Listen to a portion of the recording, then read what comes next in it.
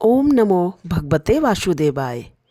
साल में आने वाली सभी एकादशियों का अपना अपना महत्व है और सभी एकादशियाँ अपने आप में एक बहुत महत्व रखती हैं।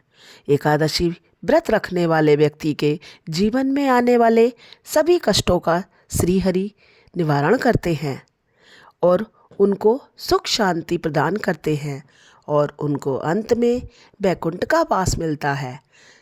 2024 में आने वाली पुत्रदा एकादशी तिथि प्रारंभ 20 जनवरी 2024 को रात 7:26 पर, एकादशी तिथि समाप्त 21 जनवरी 2024 को रात 7:27 पर होगी और व्रत पारण का शुभ मुहूर्त 22 जनवरी 2024 सुबह 7:15 से 9:30 तक रहेगा। पौष मास के शुक्ल पक्ष की पुत्रदा एकादशी को जैसे कि नाम से ही प्रतीत हो रहा है, पुत्रदा एकादशी अर्थात जिस व्यक्ति के संतान नहीं होती वह पुत्रदा एकादशी को रखना चाहिए और जिसके संतान होती है उसके संतान के अच्छे भविष्य के लिए पुत्रदा एकादशी का व्रत बहुत शुभ होता है।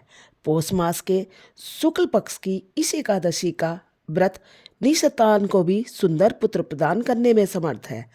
संतान प्राप्ति और उनकी रक्षा और प्रगति के लिए प्रत्येक नर नारी को यह व्रत रखना चाहिए। आज के दिन सुदर्शन चक्रधारी भगवान विष्णु की पूजा की जाती है। एक बार युधिष्ठिर ने पूछा, हे भगवान, कृपा करके यह बताइए कि पौष शुक्ल एकादशी का क्या नाम है, उसकी विधि क्या है और इसमें कौन से देवता की पूजा की जाती है। हे राजन, इस एकादशी का नाम पुत्रदा एकादशी है। इसमें श्री नारायण भगवान की पूजा की जाती है।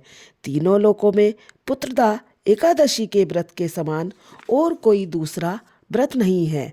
इसमें संतान की अच्छे भविष्य के लिए और उसकी प्रगति के लिए व्रत धारण किया जाता है।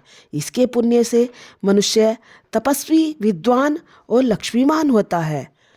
अब मैं तुम्हें इसकी कथा सुनाता हूँ। भद्रावती नामक नगरी में सुकेतुमान नामक एक राजा राज्य करता था। उनके कोई पुत्र नहीं था। उनकी स्त्री का नाम शैब्य था।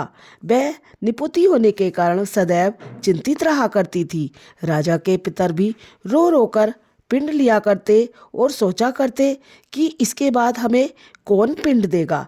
राजा को पुत्रहीन होने के कारण भाई, बंधु, धन, हाथी, घोड़े, राज्य और मंत्री सब कुछ होने पर भी संतोष नहीं होता। वह सदैव यही विचार करता कि मेरे मरने के बाद मुझको कौन पिंडदान देगा। बिना पुत्रों के पितरों और देवताओं का ऋण मैं कैसे चुका सकूंगा। इसलिए मुझे पुत्र की उत्पत्ति के लिए प्रयत्न करना चाहिए। राजा इसी प्रकार दिन रात चिंता में लगा रहता। एक समय राजा ने अपने शरीर को त्याग देने का विचार किया, परंतु आत्मघात को पाप समझकर उसने ऐसा नहीं किया।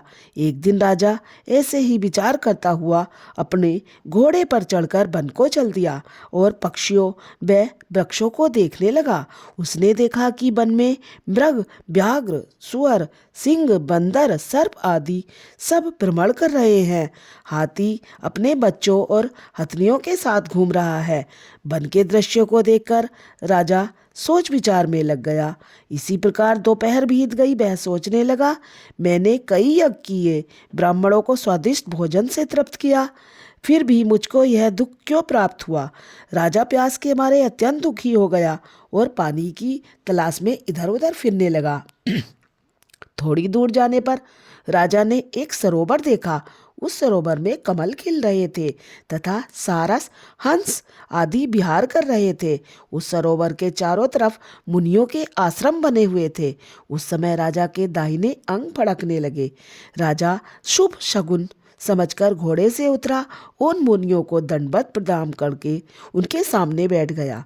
राजा को देखकर मुनियों ने कहा, हे राजन, हम तुमसे अत्यंत प्रसन्न हैं, अपनी इच्छा कहो। राजा ने उनसे पूछा, महाराज, आप कौन हैं और किस लिए यहाँ आए हैं। सो कहिए। मुनि बोले, हे राजन, आज संतान देने वाली पुत्रदा एकादशी है। हम लोग विश्वदेव हैं और इस सरोवर पर स्नान करने आए हैं। इस पर राजा कहने लगा, महाराज, मेरे भी कोई संतान नहीं है। यदि आप मुझ पर प्रसन्न हैं तो एक पुत्र का वरदान दीजिए। मुनि बोले, हे राजन, आज पुत्रदा एकादशी है, आप इसका व्रत करें। भगवान की कृपा से आपके अवश्य ही पुत्र होगा। मुनि के वचनों के अनुसार राजा ने एकादशी का व्रत किया और द्वादशी को उसका पारण किया। इसके पश्चात मुनियों को प्रणाम करके राजा अपने महल वापस आ गया। कुछ समय के बाद रानी ने गर्भ धारण किया और 9 महीने के पश्चात एक सुंदर पुत्र को जन्म दिया। वह आगे चलकर अत्यंत सूरवीर, धनवान, यशस्वी और प्रजापालक राजा हुआ। कृष्ण बोले, हे राजन, पुत्र की प्राप्ति के लिए और उनके अच्छे भविष्य के लिए पुत्रदा एकादशी का व्रत करना बहुत आवश्यक होता है। जो मनुष्य इस महात्म्य को करते हैं और इस व्रत को रखते हैं, उनके संतान को बल, बुद्धि, विद्या सब प्राप्त होती है और अंत में वह व्यक्ति वैकुंठ को प्राप्त होता है। ओम जय हो श्री हरि भगवान की।